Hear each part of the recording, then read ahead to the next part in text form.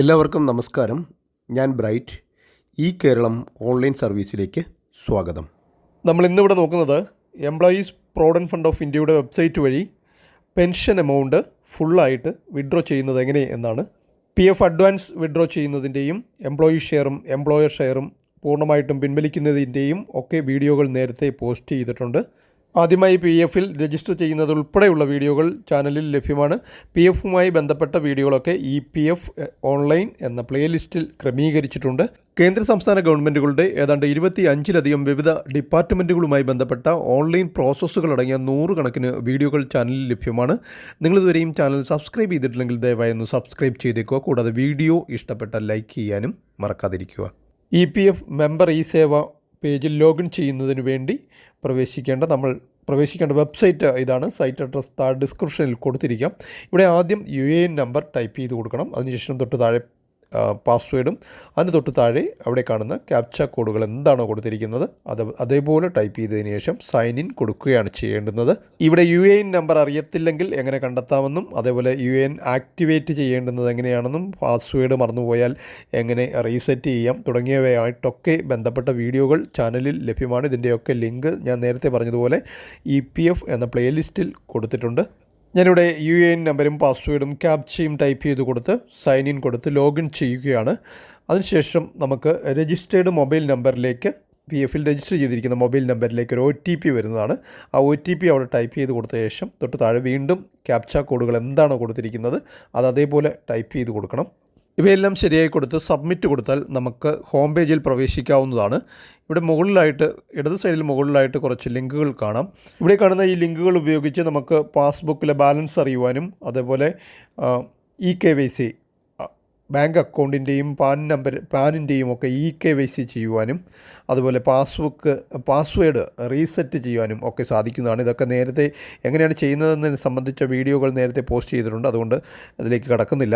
ഇവിടെ നമുക്ക് പെൻഷൻ തുക പൂർണ്ണമായിട്ടും പിൻവലിക്കുന്നതിന് മുകളിൽ വലത്തേ അറ്റം കാണുന്ന ഓൺലൈൻ സർവീസിൽ പ്രസ് ചെയ്ത് കഴിഞ്ഞാൽ തൊട്ട് താഴെ ക്ലെയിം ഫോം 1931-10C തുടങ്ങിയവ കാണാം. അതിൽ പ്രസ് ചെയ്ത് കൊടുക്കുകയാണ് ചെയ്യേണ്ടുന്നത്. തുടർന്ന് നമുക്ക് മെമ്പർ ഡീറ്റെയിൽസ് എംപ്ലോയിയുടെ ഡീറ്റെയിൽസൊക്കെ കാണാൻ സാധിക്കും. അതേപോലെ തന്നെ KYC ഡീറ്റെയിൽസും സർവീസ് ഡീറ്റെയിൽസ് അങ്ങനെ 3 കാറ്റഗറികളായിട്ട് വിശദമായിട്ടുള്ള വിവരങ്ങൾ ഇവിടെ കാണാൻ സാധിക്കും. ഇവിടെ നമ്മൾ ചെയ്യേണ്ടുന്നത് ഇവിടെ KYC ഡീറ്റെയിൽസിൽ അക്കൗണ്ട് നമ്പർ അവിടെ ടൈപ്പ് ചെയ്ത് കൊടുത്ത് വെരിഫൈ ചെയ്യേണ്ടതുണ്ട്. നിലവിൽ നമ്മൾ രജിസ്റ്റർ ചെയ്തപ്പോൾ തന്നെ ഒരു ബാങ്ക് അക്കൗണ്ട് നമ്പർ കൊടുത്ത് KYC ചെയ്തിട്ടുണ്ടായിരിക്കും. അതവിടെ അതിൻ്റെ IFSC കോഡും അവിടെ കാണിക്കുന്നുണ്ട്. കൂടാതെ പാൻ നമ്പരും അവിടെ കാണിക്കുന്നുണ്ട്. അപ്പോൾ രജിസ്റ്റർ ചെയ്തിട്ടുള്ള ആ അക്കൗണ്ട് നമ്പർ അവിടെ ടൈപ്പ് ചെയ്ത് കൊടുത്ത് വെരിഫൈ ചെയ്യുകയാണ് ചെയ്യേണ്ടുന്നത്. അക്കൗണ്ട് നമ്പർ കൊടുത്ത ശേഷം വെരിഫൈയിൽ പ്രസ് ചെയ്താൽ ഒരു പോപ്പപ്പ് വിൻഡോ വരുന്നതാണ്. അവിടെ yes കൊടുക്കാവുന്നതാണ്. തുടർന്ന് അക്കൗണ്ട് നമ്പറിന് നേർക്കൊരു ടിക്ക് മാർക്ക് വരുന്നതും നമുക്ക് കാണാം. വെരിഫൈഡ് ആയിട്ടുണ്ട്. ഇങ്ങനെ ബാങ്ക് അക്കൗണ്ട് KYC ചെയ്യാത്തവർക്ക് അപേക്ഷിക്കാൻ സാധിക്കത്തില്ല. ഇതെങ്ങനെ ചെയ്യാം എന്നുള്ള വീഡിയോയും ഞാൻ നേരത്തെ പറഞ്ഞ EPF എന്ന പ്ലേലിസ്റ്റിൽ ലഭ്യമാണ്. ഇനി നമ്മളിവിടെ ശ്രദ്ധിക്കേണ്ട പ്രധാനപ്പെട്ടൊരു കാര്യമുണ്ട്. മെമ്പർ IDയോട് ചേർന്ന് തന്നെ DOJ EPF എന്ന് കാണാം. ഡേറ്റ് ഓഫ് ജോയിനിങ് EPF ആണ്. അതേപോലെ DOJ EPSും കാണാം. EPS PF പെൻഷൻ സ്കീമിനെ സൂചിപ്പിക്കുന്നതാണ്. അതിനോട് ചേർന്ന് തന്നെ DOE EPF എന്ന് കാണാം. ഡേറ്റ് ഓഫ് എക്സിറ്റ് ആണ് അതുകൊണ്ട് ഉദ്ദേശിക്കുന്നത്. അതായത് നമ്മൾ റിസൈൻ ചെയ്ത ഡേറ്റാണ് അവിടെ കൊടുത്തിരിക്കുന്നത്. DOE EPSും പെൻഷൻ സ്കീമിൽ നിന്നും റിസൈൻ ചെയ്ത ഡേറ്റും കൊടുത്തിട്ടുണ്ട്. അതായത് നമ്മൾ കമ്പനിയിൽ നിന്നും റിസൈൻ ചെയ്തെങ്കിൽ മാത്രമേ നമുക്ക് ഫുൾ പെൻഷൻ വിഡ്രോ ചെയ്യാനായിട്ട് അപേക്ഷിക്കാൻ സാധിക്കുകയുള്ളൂ. കമ്പനിയിൽ നിന്നും റിസൈൻ ചെയ്ത് എംപ്ലോയർ അത് മാർക്ക് ചെയ്തെങ്കിൽ മാത്രമേ ഇവിടെ DOE ഡേറ്റ് ഓഫ് എക്സിറ്റ് അല്ലെങ്കിൽ റിസൈൻ ചെയ്ത ഡേറ്റ് ഇവിടെ റിഫ്ലക്റ്റ് ചെയ്യുകയുള്ളൂ. അങ്ങനെ റിഫ്ലക്റ്റ് ആകാത്തവർക്ക് നോട്ട് ആപ്ലിക്കബിൾ എന്നോ മറ്റോ ആണ് കാണിക്കുന്നത് എന്നുണ്ടെങ്കിൽ എംപ്ലോയി ഷെയറും എംപ്ലോയർ ഷെയറും ഒക്കെ അക്കൗണ്ടിലേക്ക് പൂർണ്ണമായും വന്നു കഴിഞ്ഞുവെങ്കിൽ അങ്ങനെ റിസൈൻ ചെയ്ത് 60 ദിവസത്തിന് ശേഷം നമുക്ക് മുകളിൽ മാനേജ് എന്ന ലിങ്കിൽ പ്രസ് ചെയ്ത് മാർക്ക് എക്സിറ്റ് കൊടുക്കാനും സാധിക്കുന്നതാണ്. ചുരുക്കത്തിൽ ഇവിടെ ഡേറ്റ് ഓഫ് എക്സിറ്റ് ഇവിടെ റിഫ്ലക്റ്റ് ചെയ്ത് വന്നെങ്കിൽ മാത്രമേ നമുക്കിങ്ങനെ അപേക്ഷിക്കുവാൻ പൂർണ്ണമായിട്ടും പെൻഷൻ തുക പൂർണ്ണമായിട്ടും വിഡ്രോ ചെയ്യാനായിട്ട് അപേക്ഷിക്കാൻ സാധിക്കുകയുള്ളൂ. അതുപോലെ എംപ്ലോയി ഷെയറും എംപ്ലോയർ ഷെയറും പൂർണ്ണമായിട്ട് പിൻവലിക്കണമെങ്കിലും റിസൈൻ ചെയ്തിരിക്കണം. ഇവിടെ ഇനി നമ്മൾ ചെയ്യേണ്ടുന്നത് താഴെ വന്ന് ഇവയെല്ലാം ശരിയായി കൊടുത്തതിന് ശേഷം താഴെ വന്ന് പ്രൊസീഡ് ഫോർ ഓൺലൈൻ ക്ലെയിം എന്നവിടെ കാണാം. അതിൽ പ്രസ് ചെയ്ത് കൊടുക്കുകയാണ് ചെയ്യേണ്ടുന്നത്. തുടർന്ന് നമുക്ക് ഇങ്ങനെയൊരു പേജ് ലഭിക്കും. ഇവിടെ മുകളിൽ നേരത്തെ കൊടുത്ത ഡീറ്റെയിൽസൊക്കെ കാണുന്നതും താഴെ ഇവിടെ നമുക്ക് I want to apply for എന്നുള്ളതിൽ പ്രസ് ചെയ്ത് കഴിഞ്ഞാൽ അതിന് നേർക്കുള്ള ലിങ്കിൽ പ്രസ് ചെയ്ത് കഴിഞ്ഞാൽ 3-4 ലിങ്കുകൾ അവിടെ വരുന്നതാണ്. അതിലാദ്യത്തേത് only P F withdrawal form 19 എന്ന് പറഞ്ഞാൽ നമുക്ക് എംപ്ലോയി ഷെയറും എംപ്ലോയർ ഷെയറും പൂർണ്ണമായും പിൻവലിക്കാൻ വേണ്ടിയാണ് ആ ഒരു ഫോം 19 ഉപയോഗിക്കുന്നത്. അതും റിസൈൻ ചെയ്തതിന് ശേഷം മാത്രമേ ഫോം 19 ഉപയോഗിച്ച് പൂർണ്ണമായും എംപ്ലോയി ഷെയറും എംപ്ലോയർ ഷെയറും പിൻവലിക്കാൻ സാധിക്കുകയുള്ളൂ. അതിൻ്റെ വീഡിയോ നേരത്തെ ചെയ്തിട്ടുണ്ട്, അതുകൊണ്ട് അത് വിശദീകരിക്കുന്നില്ല. അതിന് തൊട്ട് താഴെയായി നമുക്ക് കാണാം only pension withdrawal form 10C. അതാണ് നമുക്ക് ആവശ്യമായിട്ടുള്ളത്. ഈ ഫോം 10C ഉപയോഗിച്ചാണ് പെൻഷൻ തുക റിസൈൻ ചെയ്തതിന് ശേഷമുള്ള പെൻഷൻ തുക പൂർണ്ണമായും പിൻവലിക്കാൻ ഉപയോഗിക്കേണ്ടുന്നത് ഫോം 10C ആണ്. അതിന് താഴെയായി അഡ്വാൻസ് വിഡ്രോ ചെയ്യാനുള്ള 31 കാണാം. അതിൻ്റെയും വീഡിയോ നേരത്തെ ചെയ്തിട്ടുണ്ട്.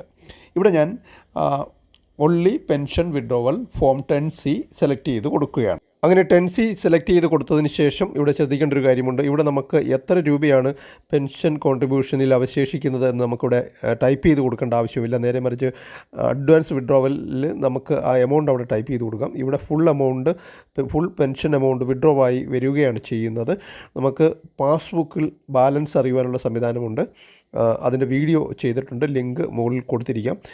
അവിടെ നമുക്ക് എംപ്ലോയി ഷെയറും എംപ്ലോയർ ഷെയറും EPS എന്ന പെൻഷൻ കോൺട്രിബ്യൂഷനും എത്രയാണെന്ന് അറിയുവാൻ സാധിക്കും. അത് വേണമെങ്കിൽ മനസ്സിലാക്കി വയ്ക്കാവുന്നതാണ്. പക്ഷേ ഇവിടെ നമ്മൾ എമൗണ്ട് ടൈപ്പ് ചെയ്ത് കൊടുക്കേണ്ട ആവശ്യമില്ല. അതിനും തൊട്ട് താഴെയായി എംപ്ലോയിയുടെ പൂർണ്ണമായിട്ടുള്ള മേൽവിലാസമാണ് കൊടുക്കേണ്ടുന്നത്. അഡ്രസ്സ് കംപ്ലീറ്റ് ടൈപ്പ് ചെയ്ത് കൊടുക്കണം. സ്റ്റേറ്റും ഡിസ്ട്രിക്റ്റും പിൻകോഡും ഒക്കെ കൃത്യമായിട്ട് ഇവിടെ കൊടുക്കേണ്ടുന്നതുണ്ട്. അതിനും തൊട്ട് താഴെയായിട്ട് scanned copy of cheque book or passbook, എംപ്ലോയിയുടെ ചെക്ക് ബുക്കിൻ്റെയോ പാസ്ബുക്കിൻ്റെയോ കളർ സ്കാൻഡ് ഇമേജാണ് ഇവിടെ അപ്ലോഡ് ചെയ്ത് കൊടുക്കേണ്ടുന്നത്. മിനിമം 100 KB മാക്സിമം 500 KB ഇടയിലുള്ള ഫയൽ സൈസ് ആയിരിക്കണം. JPG ഫോർമാറ്റിലുള്ളതാണ് വേണ്ടുന്നത്. മൊബൈൽ ഉപയോഗിച്ചെടുക്കുന്ന ഫോട്ടോ ഇതിനായിട്ട് ഉപയോഗിക്കാവുന്നതാണ്. IFSC കോഡും അക്കൗണ്ട് നമ്പരും ഒക്കെ വളരെ ക്ലിയറായിട്ട് കാണത്തക്ക രീതിയിലുള്ള കളർ ഇമേജസ് ആണ് വേണ്ടുന്നത്. അത് ഫെയ്ഡ് ആയി കഴിഞ്ഞാൽ റിജക്റ്റ് ആവുന്നതാണെന്ന് പ്രത്യേകം പറഞ്ഞിട്ടുണ്ട്.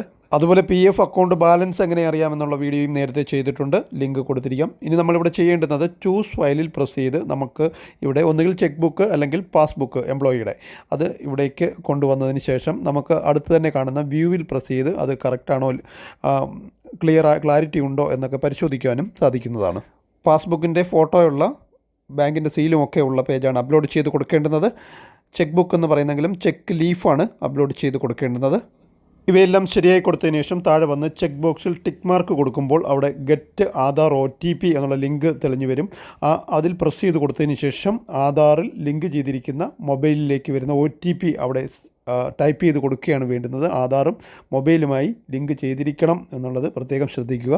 അങ്ങനെ ആധാറിൽ ലിങ്ക് ചെയ്തിരിക്കുന്ന മൊബൈലിലേക്ക് വന്ന OTP അവിടെ ടൈപ്പ് ചെയ്ത് കൊടുത്ത ശേഷം validate OTP and submit claim form എന്നവിടെ കാണാം. അവിടെ പ്രസ് ചെയ്ത് കുറച്ചൊന്ന് വെയിറ്റ് ചെയ്യണം. തുടർന്ന് വരുന്ന പേജിൽ താഴെയായി പച്ച നിറത്തിൽ OTP ഹാസ് ബീൻ വെരിഫൈഡ് എന്നും EKYC സബ്മിറ്റഡ് എന്നും and pension withdrawal claim form submitted successfully എന്ന് എഴുതി കാണിക്കുന്നതും നമുക്കവിടെ കാണാം.